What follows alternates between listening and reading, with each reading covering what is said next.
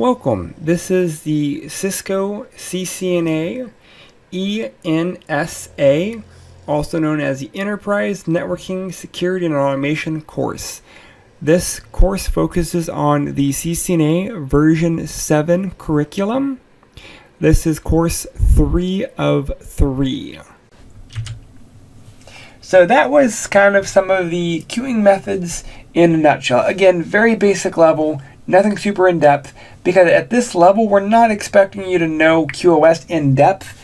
QoS used to be its own strict course, and now it's not. So moving on, let's talk about our QoS models.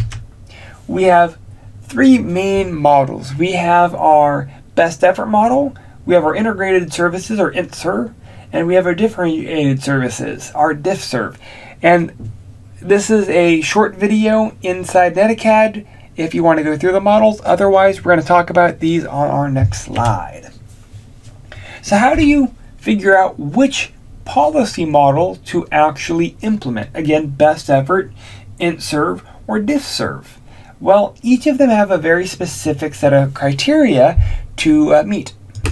So we're going to look at these three models in a little bit more depth. So best effort, basically this is the more basic of the designs, and this is how the internet was designed. Best effort packet delivery, and it provides no guarantees. Again, we're looking at more UDP based weights. So the best effort treats all network packets in the same way, so an emergency voice message is treated as a photo or an email. So best effort basically means no guarantee, it will try. That's it. In the easiest and quickest model to deploy, but that means critical data is treated as everything else. We have our integrated services, and this will deliver end-to-end QoS in a real-time application requiring it. It basically explicitly manages network resources to provide QoS to very specific channel flows or streams. These are also known as microflows. User resources, reservations, and administration mechanisms are the building blocks of that QoS. Again, the ability to manage those resources and understanding which packets to process are the backbone. They are the most important. So using resource reservation and administration, you can control the flow of traffic. Using a connection-oriented approach, each individual communication must explicitly specify its traffic description and request resources on the network. This may also increase a certain level of management of the network, but this management allows the network to run a little bit more efficiently.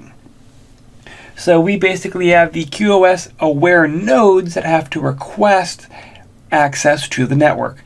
The edge devices will perform admission control to ensure the availability of resources and to make sure that the network function is sufficient to support the new components coming in. In the ENSA model, the application requesting a specific kind of resource or service from the network before sending its data. There are some benefits. One of the nice things is the ENSA will use the Resource Reservation Protocol, RSVP, to signal QoS needs application requirements.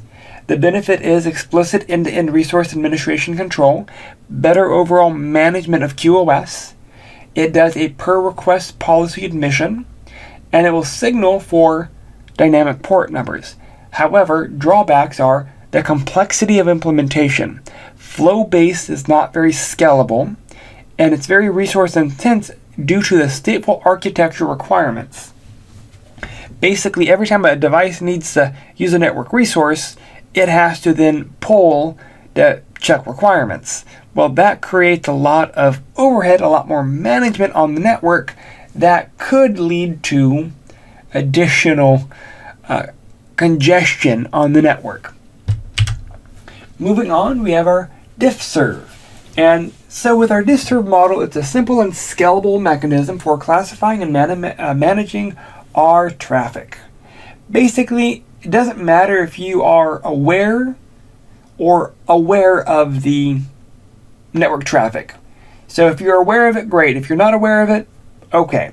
You being unaware that you're sending voice doesn't matter, because the networking components, the device components, are going to actually take the packets, look at its packet header, and figure out from there how to function.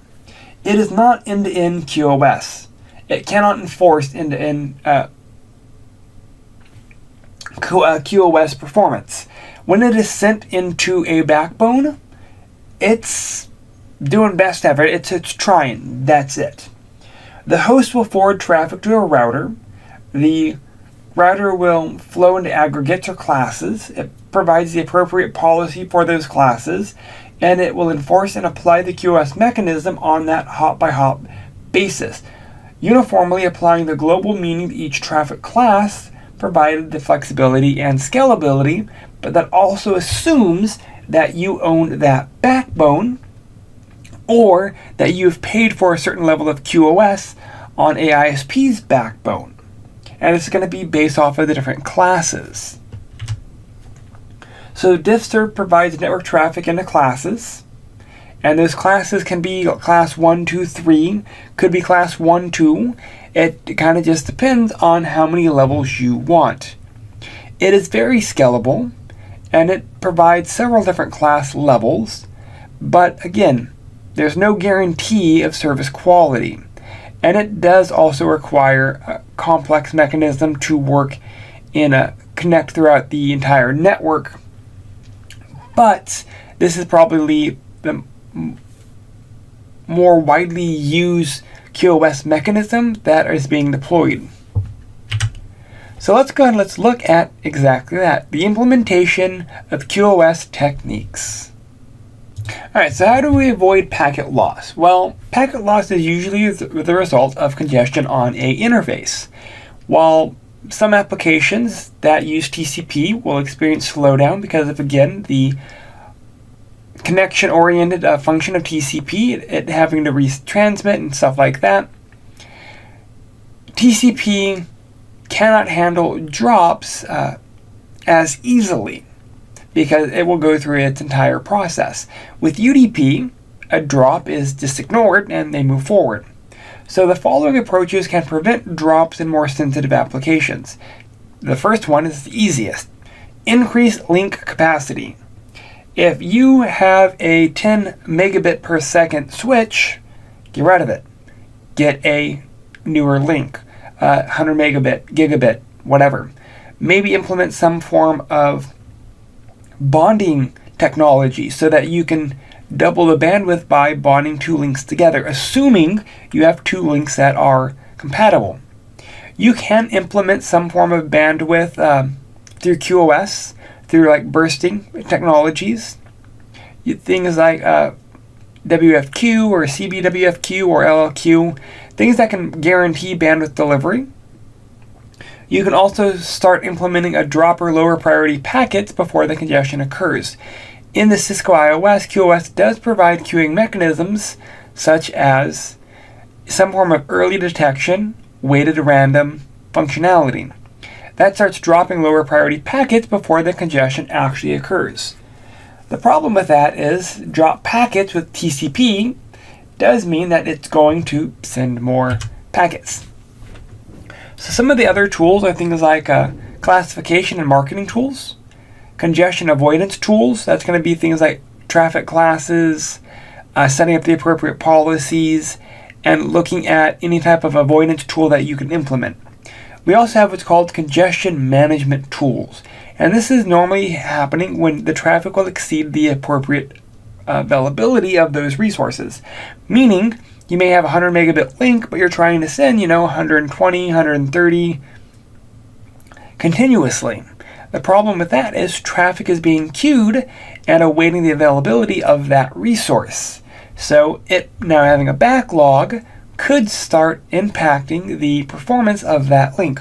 Not that it could, but that it does. Looking at upgrading those links are typically the best way of resolving that issue. So we have a few different ways: classification and marketing, marking, not marketing, we have our congestion avoidance, and we have our congestion management. And each one of these can be grouped specific ways. So you'll see in this figure that ingress packets are classified into their respective header markers, classifying, marking, policies, queuing, scheduling, and shaping, and that way you can prioritize the egress function. So the packets that are queued and forwarded at the egress interface based on their defined QOS shaping and policy,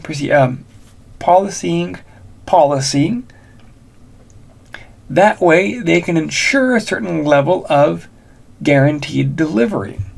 So let's look at this classification and marketing, the collision avoidance, and congestion management a little bit more in depth. And that is it for this module. If you got any questions or concerns, please reach out. Thank you.